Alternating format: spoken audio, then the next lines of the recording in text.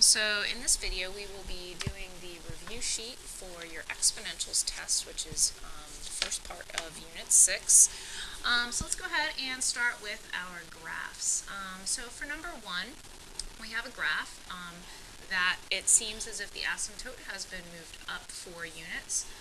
So you know that your asymptote is going to go through this line right here on your graph.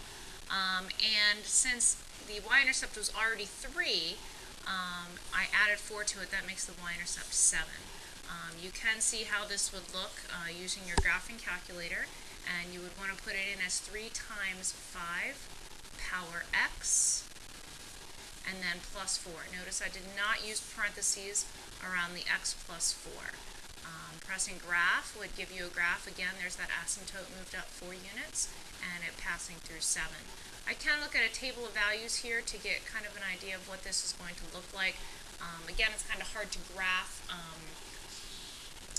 decimals, but you can just get an idea. But 0, 7, you can see 1, 2, 3, 4, 5, 6, 7 is going to be your y-intercept, and it also goes through about -1 up 4, 1, 2, 3, 4.6, which is about here, and then levels off for your asymptote. So your graph is going to look something like this, and again, it's going to level off there. It's never going to quite cross that asymptote on the line. So domain, all real numbers, since it is an exponential function. Your range goes from the asymptote of 4 all the way to infinity. The x-intercept, there is none because it does not cross the x-axis. The y-intercept, we said, crosses at 0, 7, and your asymptote is, again, that line y equals 4, since it was shifted up. Approaches 4, but never quite reaches. Same thing for the next one. For your next one, it's shifted down 2 units now, however, so this one does have an x-axis, an x-intercept, excuse me. So you're going to go back here, and you're going to put in 1/4 raised to the x power. Again, no parentheses with the -2. And you can press graph to see what it's going to look like. This time it's going to be a decreasing function because your growth rate is a fraction, or sorry, your growth factor, and in this case it would be a decay factor since it's declining. So your decay factor is 1/4. Again, crosses through -1, and you would be able to see that by hitting second table, and when x is 0, you can see that it goes through -1. You also have the value of -1, 2, so -1, 2 is going to be here, and then it declines from there, and you have your asymptote of -2. So, sorry, it's a little bit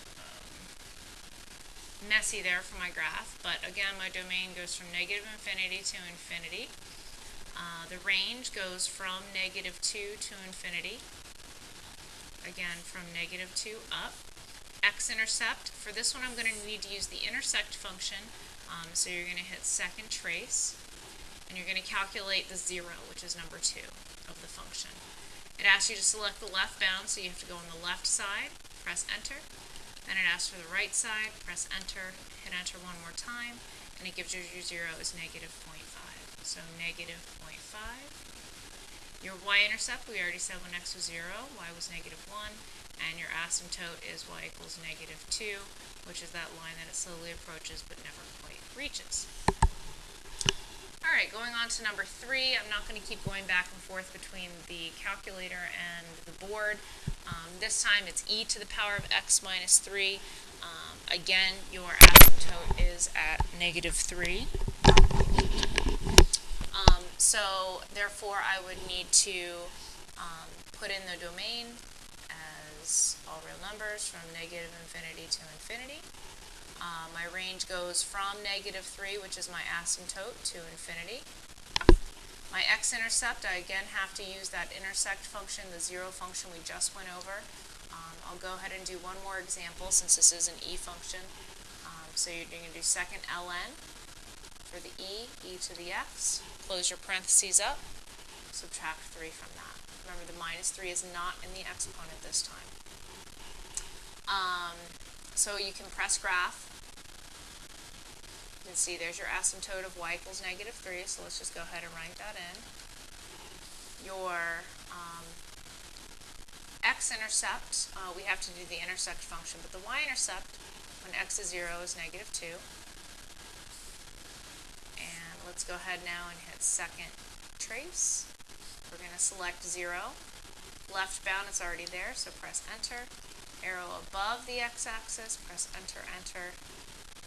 And it gives you your 0 at about 1.099. So 1.099 is your x-intercept. For number 4, again, domain, -infinity to infinity.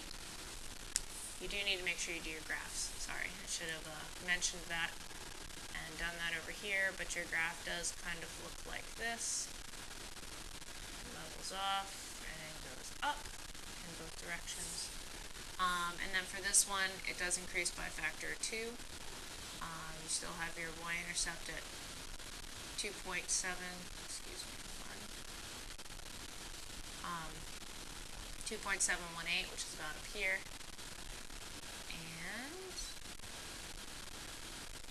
again, approaches the x-axis, so your x-axis is the asymptote, which is y equals 0. There is no x-intercept because you have the asymptote as the x-intercept. Your range goes from 0 to infinity. And the y-intercept, we can again go back to our calculator and look, the y-intercept is at 2. Okay, so we want to put y-intercept at 2. I guess mine was a little bit high. It should be y-intercept at 2. Okay. All right, this concludes the first page.